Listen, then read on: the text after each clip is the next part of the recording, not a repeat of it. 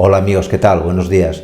En este vídeo os voy a dar las principales razones por las que claramente, pero muy claramente la verdad, los gatos prefieren a las mujeres.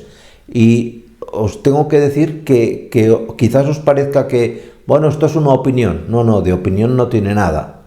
Está demostrado científicamente. El último trabajo que se ha hecho de la Universidad de Viena, os lo pondré aquí en la descripción del vídeo, para que nadie me tache de charlatán.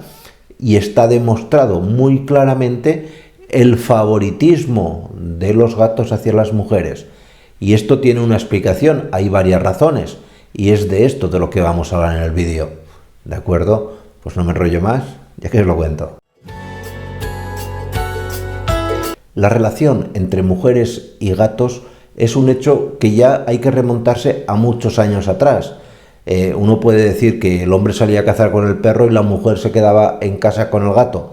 Bueno, podría ser una explicación, pero es que en el antiguo Egipto tú te ves la diosa Baset, que era la diosa del hogar, de la fecundidad y demás, que se representa con el cuerpo de una mujer y cabeza de gato. Es decir, los propios egipcios reconocían claramente que había una cosa, había algo que se veía a la vista entre mujeres y gatos. Si avanzamos en la historia, la Edad Media fue una edad catastrófica, tanto para mujeres como para gatos al mismo tiempo, porque te encontrabas que, por ejemplo, en el año 1233, creo que fue, el Papa Gregorio IX dictaminó que los gatos eran animales de Satanás, especialmente el gato negro. Y poco después, en el 1484, Inocencio VIII dictaminó que mujeres y gatos eran, digamos, mujeres, además lo definía, mujeres libertinas, eran objeto de ser quemadas en hoguera.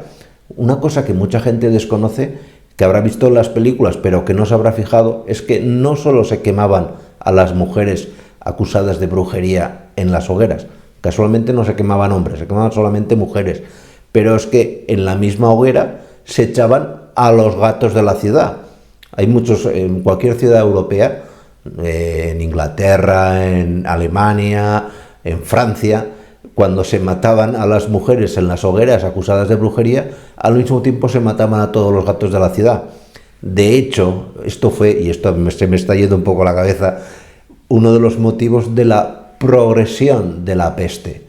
La peste se transmitía por roedores y al eliminarse tantos gatos, por lo general, era más fácil la transmisión de la enfermedad. Imaginaros hasta qué extremo llega la estupidez humana. Pero si nos olvidamos de la parte histórica, hay tres grandes razones que van a explicar por qué los gatos prefieren a las mujeres. En primer lugar, por una razón muy egoísta, y es que la mujer se ocupa más de los animales en general. La mujer es la que está pendiente de que al gato no le falte comida, que no le falte agua, que tenga limpio el arenero, etcétera, etcétera. Todas las cosas que el gato más adora, especialmente lo del arenero. Es muy raro ver a un hombre en casa recogiendo las cacas del arenero. Esto yo os lo puedo decir porque lo veo todos los días. La que se ocupa del gato y del perrito, la señora. Y esto es así, y hay que decirlo, punto. En segundo lugar, algo que es evidente, y esto es una causa natural, el timbre de voz de la mujer para el gato le resulta mucho más agradable que el del hombre. La mujer tiene un timbre, una sonoridad que para el oído del gato es pues una más melodiosa, más reconfortante. El hombre, por el contrario, pues tiene un tono de voz pues más estricto. Y luego, y esto también hay que reconocerlo, y ahora voy a ir en contra un poquito de las mujeres, la mujer es mucho más permisiva, por lo general. Y el gato, al ser tan independiente que no le gusta que nadie le controle, ya le viene bien. El hombre, por lo general, tenemos más la tendencia a ser más estrictos, a marcar normas y demás. La mujer es más laxa.